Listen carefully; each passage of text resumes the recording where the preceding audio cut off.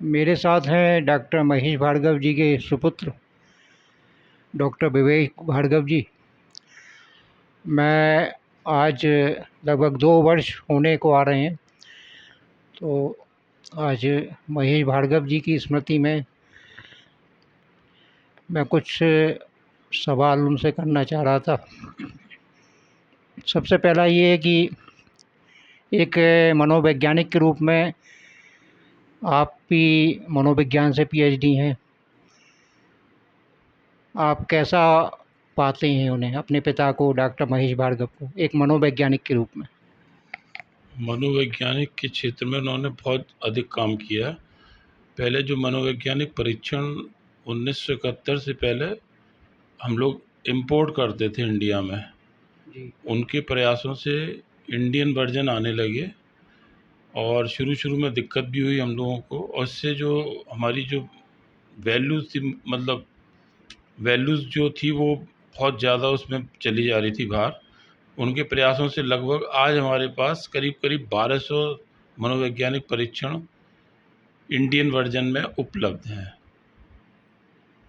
मनोविज्ञान के लगभग हर क्षेत्र में उन्होंने काम किया, जैसे क्रिमिनल साइकोलॉजी है, आपका पैरासाइकोलॉजी है, आपकी पुस्तकें भी आई।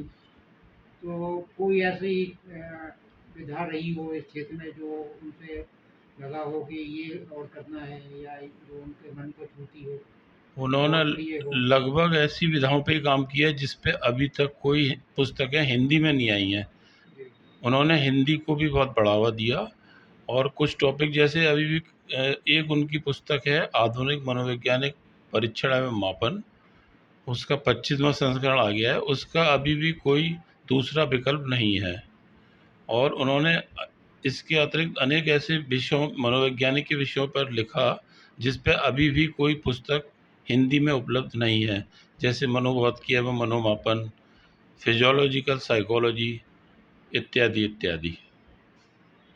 मनोविज्ञान के अतिरिक्त शिक्षा के क्षेत्र में बीएड और बीटीसी, डीएलएड वगैरह की पुस्तकों पर भी, उनकी शिक्षा को सुधार लाने के लिए भी बहुत काम किया उन्होंने। उन्होंने कई प्रोग्राम अर्ली से, मतलब अर्ली एजुकेशन से स्टार्ट किए, और उसके अलावा उनकी करीब 70 पुस्तकें, रिसर्च आर्टिकल, करीब करीब 150 रिसर्च आर्टिकल इस फील्ड में बने हुए हैं अभी भी। और 70 पुस्तकों में एजुकेशन भी शामिल था। मनोविज्ञान तो है ही, गृह विज्ञान भी था, मैनेजमेंट भी था, इसके अलावा सोशलॉजी भी था। कई सारे सब्जेक्टों को उन्होंने जोड़ा और कई लोगों को उसके माध्यम से आगे भी बढ़ाया। अनेक विश्वविद्यालय के शिक्षकों को, प्रोफेसर्स को, रीडर्स को, जैसी उनकी नेचर थी, अपने निजी खर्चे पर इनवाइट करना, उन्हें आगरा में ठहराना, उनके भोजन की व्यवस्था करना, बड़ी-बड़ी कॉन्फ्रेंस का आयोजन करना, दूसरे शहरों में जाना। मतलब उनको एक अजीब-सा शौक था ये, इसके प्रचार-प्रसार उनको का। इसका बहुत जुनून था, शौक नहीं जुनून था उन्हें। जी। वो अपने संग करीब करीब 10-10 12-12 लोगों को ले जाते थे, और अकेले कभी नहीं गए वो, और सबको प्रमोट करते थे। और कई सारी वर्कशॉप कॉन्फ्रेंसेस में वो लोगों को ले गए। उस जैसे इंडियन साइंस कांग्रेस में वो लगभग लगभग 75 से 75 से वो गए हैं, और अभी जब तक उनकी मृत्यु हुई है तब तक वो लगातार जाते रहे हैं।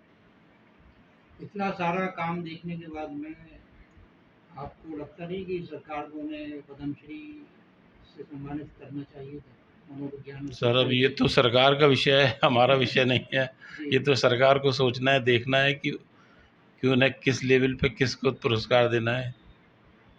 आप अपने को एक पुत्र के रूप में करीब पाते हैं, या एक सहयोगी मनोवैज्ञानिक के रूप में उनके साथ? नहीं, उन्होंने मतलब हमें बहुत ही अच्छा माहौल दिया मनोविज्ञान में, और उनसे हमने काफ़ी सीखा भी है। बच्चों के साथ में उनका बड़ा मतलब फ्रेंडशिप बिहेवियर रहा करता था।